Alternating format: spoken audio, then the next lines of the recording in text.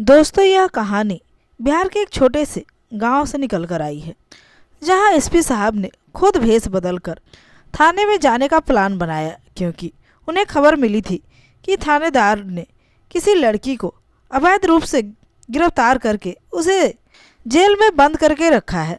SP साहब को ये भी खबर मिलती है कि वह मजबूर और लाचार लोगों के साथ बहुत ही गलत व्यवहार करते हैं।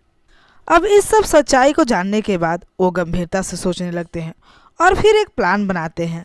उस प्लान के तहत वे अपना भेष बदल लेते हैं और फिर लुंगी कुर्ता पहनकर खुद को एक आम आदमी की तरह बदल लेते हैं। दोस्तों, कहानी में आगे बढ़ने से पहले आप सभी से मेरा निवेदन है, अगर वीडियो पसंद आए तो चैनल को सब्सक्राइब और लाइक ज़रूर कीजिएगा।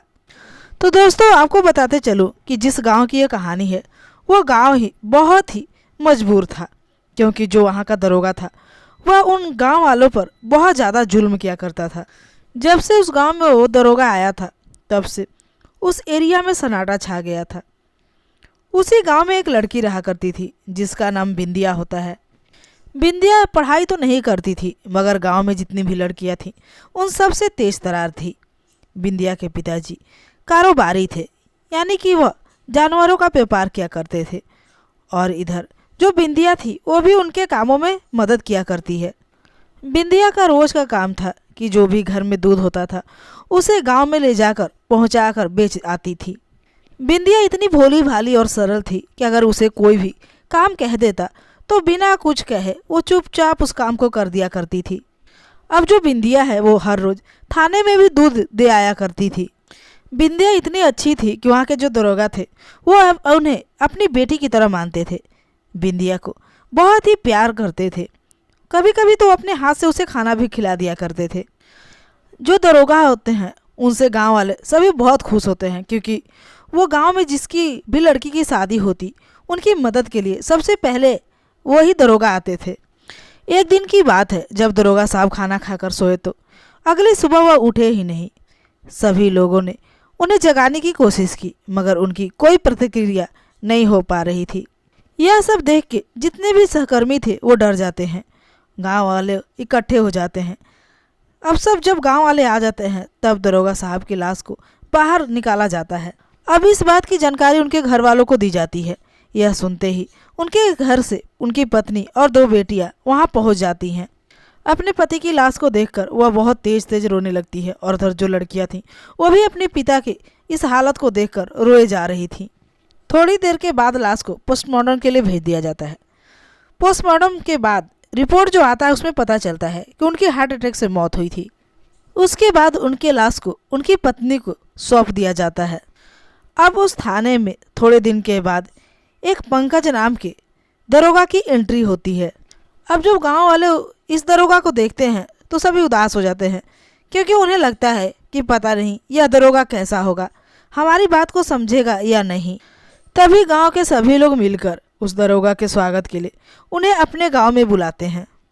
गांव में उनकी स्वागत की तैयारियां जोरों शोरों से चल रही थी। तभी पंकज वहां पर पहुंच जाते हैं। गांव वालों की भव्य तैयारियों को देखकर दरोगा पंकज कहते हैं, देखो, तुम इस तरह से करके ये सोचते हो कि मैं तुम्हारी बातों में आ जाऊंगा, तो ये बिल्कुल गलत है, क्योंकि मैं किसी के झांसे में नहीं आ सकता।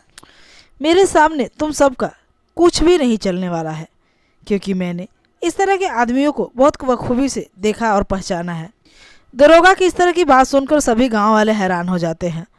अब जितने भी गांव वाले होते हैं वो आपस में खुसर फुसर बातें करने लगते हैं। वे कहते हैं, लगता है ये दरोगा बहुत ही खड़ूस है, इसलिए हम सबको इनसे बच के ही रहना होगा। एक रोज गांव का एक आदमी थाने जाता है और कहता है, साहब, मेरी साइकिल चोरी हो गई है। यह सुनते ही वहाँ का दरोगा गुस्से से खड़ा होता है और कहता है कि मैं तेरे बाप का नौकर नहीं हूँ जो मैं तेरे कहने पर तेरी मदद करूँ। वह फिर गिड़गिड़ा कर कहता है, साहब, आप चाहोगे तो मेरी साइकिल मिल सकती है, आप प्लीज़ मेरी साइकिल ढूंढ दो। अब इतनी बात कहने के बाद वो दरोगा बहुत गुस्सा हो जाता है, उसे धक्के मारकर बाहर निकालता है और कहता है, यहाँ से तू चला जा, मैं तेरा कोई नौकर नहीं हूँ, जो तू कहेगा मैं वही करूँगा। अब जो गरीब व्यक्ति होता है वह डर के मारे थाने से निकल आता है और भागे भागे अपने गांव आता है। गांव में आने के बाद सारी बात गांव वालों को बताता है कि यह दरोगा किस तरह से उसके साथ व्यवहार किया है। एक दिन पंकज दरोगा गांव के खेतों में घूमने निकलता है। और जैसे ही वो घूमने जाता है तो देखता है कि वहाँ महिलाएं कुछ काम कर रही है। अब उन महिलाओं को देखकर वो उन्हें एकटक देखने लगता है और कुछ गंदी हरकतें करने लगता है। यह सब देखकर गांव की महिलाएं रोने लगती हैं और रोते हुए अपने घर चली आती हैं। अब जो महिलाएं थीं वो अपने अपने पति को इस दरोगा की हरकतें बताई, मगर गांव वाले इस दरोगा से बहुत डरते थे, इसलिए उन्होंने कुछ भी कहना सही नहीं समझा।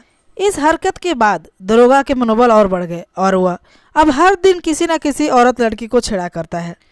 एक दिन की बात है, बिंदिया अपने दूध को लेकर थाने देने गई थी। जैसे ही थाने के अंदर जाती है तो देखती है दरोगा जो होता है वो टेबल पे ताश खेल रहा होता है, लेकिन वो चुपचाप जाकर कहती है, साहब मैं दूध लाई हूँ, दूध ले लो।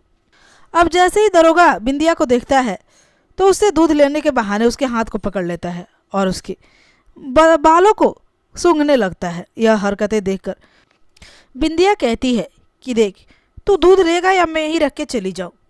अब इस तरह के शब्द सुनकर उस दरोगा के बदन में आग लग जाती है और कहता है, तू इस तरह से बात करेगी मेरे साथ, वो भी एक दरोगा के साथ। इतना सुनने के बाद जो बिंदिया होती कहती है, साहब मैंने तुझे तू बोला है, आपके वर्दी को नहीं। इस पर दरोगा कहता है, तेरी बहुत ज़्यादा चर्बी चढ़ चुकी है, रुक मैं तेरी एक ना एक दिन चर्बी जरूर उतारूंगा। यह सब सुनने के बाद बिंदिया कहती है, देखो साहब तुम्हें जो करना है कर लेना, और कह के दूध वहाँ टेबल पर रख के चल देती है। अब इस घटना के बाद जो दरोगा होता है वह हर वक्त बिंदिया पर नज़र रखता है, क्योंकि अब उसे इतना गुस्सा उस पर आ गया था कि वह किसी न किसी तरह बिंदिया को फंसाना चाहता था। और इस बात का अनुभव बिंदिया को भी हो गया था, मगर उसने अपने पिता से कुछ नहीं कहा।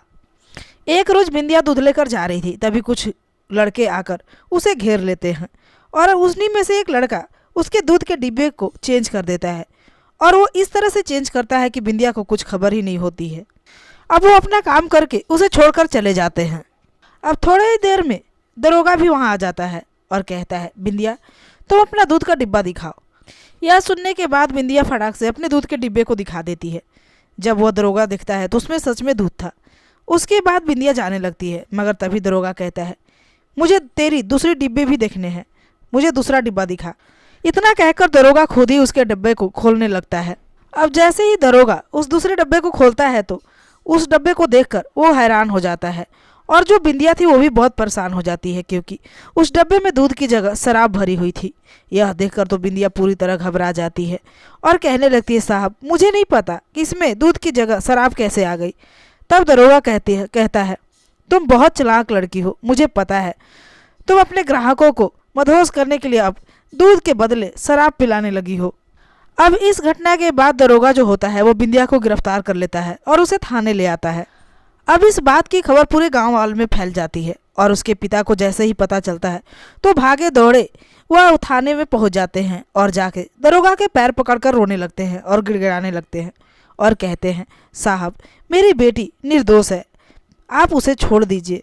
अब जो बिंदिया होती है अपने पापा को इस तरह रोते हुए देखकर बहुत ही दुखी होती है और कहती है, पापा मुझे नहीं पता कि इस डब्बे में शराब कहाँ से आ गई, क्योंकि मैं घर से तो दूध लेकर निकली थी, लेकिन मुझे पता है पापा कि इन लोगों ने मुझे फंसाने के लिए ये सारी प्लानें बनाई है।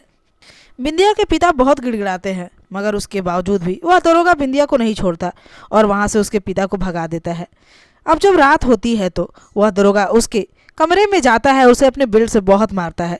उसके चीखने चिल्लाने की आवाज़ सुनकर जो बाकी कैदी होते हैं वो बहुत डर जाते हैं। यह सिलसिला 2-4 दिन तक ऐसे ही चलता रहा। वैसे देखा जाए तो महिलाएं ही टच कर सकती हैं, यानी कि जो महिला पुलिस है वही उसे छू सकती है, मगर ये दरोगा इतना हरामी था कि वह अपने किसी भी नियम कानून को मानने को तैयार नहीं था।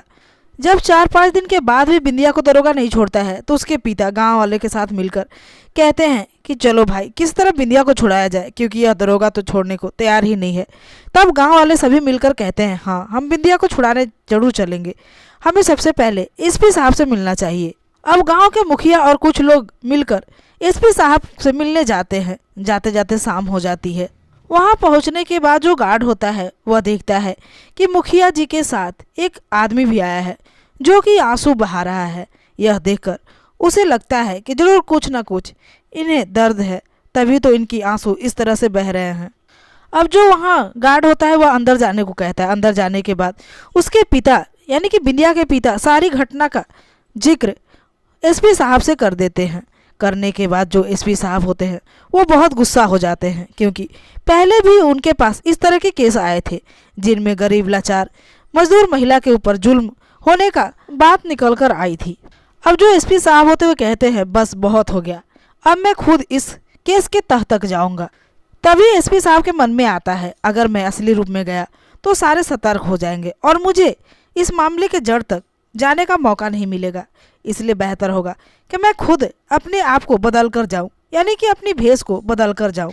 इन्हीं सोचों के साथ जो एसपी साहब होते हैं कुर्ता और लुंगी पहनते हैं और निकल पड़ते हैं एक साधारण व्यक्ति की तरह, क्योंकि एसपी साहब खुद जानना चाहते थे कि उस थाने में गरीब मजदूर लाचार व्यक्तियों के साथ कैसा व्यवहार हो रहा है। अब जो एसपी साहब होते हैं एकदम साधारण से किसान लगते हैं और वो अपनी गाड़ी को छोड़कर रिक्शा लेते हैं और सीधे उस थाने पे पहुंच जाते हैं।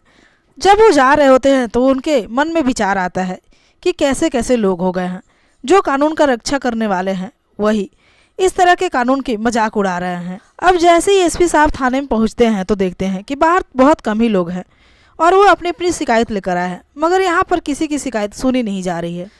अब एसपी साहब अंदर का नज़ारा देखकर हैरान हो जाते हैं, क्योंकि अंदर जो भी दरोगा और बाकी सहकर्मी थे वो आराम से बैठकर बातें कर रहे थे।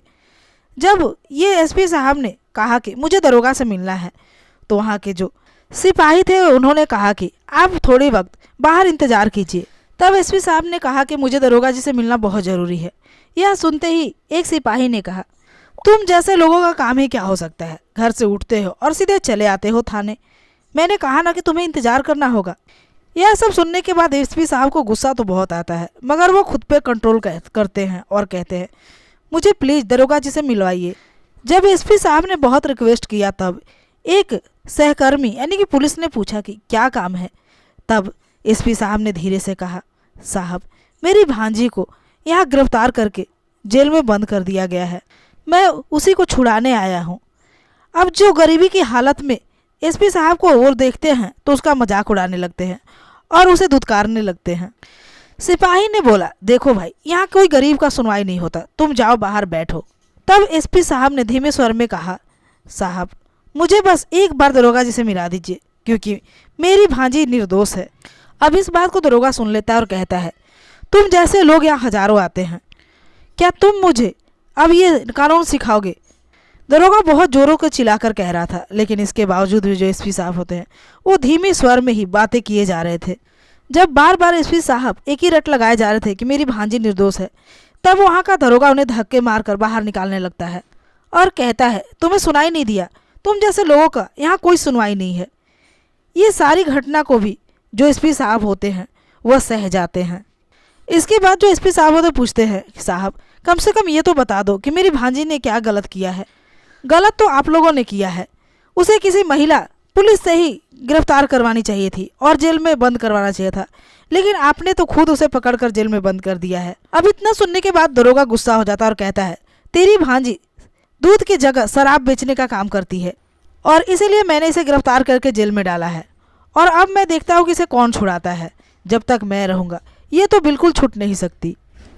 और तू बार बार मेरे से इस तरह सवाल करने वाला होता कौन है? इतना सुनते ही जो एसपी साहब होते हैं मुस्कुराने लगते हैं और कहते हैं, अब तुझे पता चल ही जाएगा कि मैं कौन हूँ, और देखना देखते ही तू मुझे सैल्यूट मारेगा। इतना कहने के बाद जो एसपी साहब हैं वो अपना कार्ड निकालकर उसे दिखाते हैं और दरोगा से कहते हैं, तुझे घबराने की जरूरत नहीं है, तेरी जितने भी कारनामे हैं वो सारे कारनामे कैमरे में रिकॉर्ड हो चुके हैं और इन सारे कारनामों का तुझे जवाब तो देना ही होगा।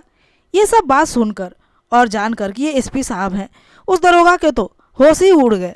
अब इसके बाद जो एसपी साहब होते हैं अपने असली रूप में आ जाते हैं और चिल्लाकर सभी कर्मचारियों को बुरा भला सुनाते हैं और दरोगा को तुरंत ही सस्पेंड करने की बात कहते हैं। इतना सुनने के बाद जो दरोगा होता है वह गिड़गिड़ाने लगता है और एसपी साहब से माफ़ी मांगने लगता है और कहता है, साहब मैं बदला लेने के चक्कर में अंधा हो गया था और मैंने खुद ही लड़कों से कहकर इसके डब्बे में दूध की जगह शराब रखवा दी थी। यह सुनने के बाद एसपी साहब कहते हैं, जो भी किया वो सही किया, क्योंकि अब तुम्हारा यहाँ कोई काम नहीं है, तुम घर जाओ और आराम करो।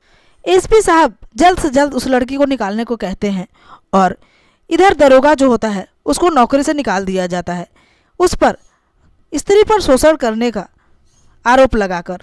दोस्तों, इस कहानी से हमें यही संदेश मिलती है कि अब इस दौर में किसी भी मजबूर गरीब के आवाज़ दबाए नहीं जाएंगे, क्योंकि इस दुनिया में आज भी एसपी साहब जैसे ईमानदार लोग मौजूद हैं। तो दोस्तों, ये थी आज की कहानी। कहानी पसंद आई हो तो वीडियो को लाइक करके चैनल को सब्सक्राइब जरूर कर लीजिएगा। तो आज के लिए इतना ही, मिलते हो अगले वीडियो में, तब तक के लिए नमस्कार।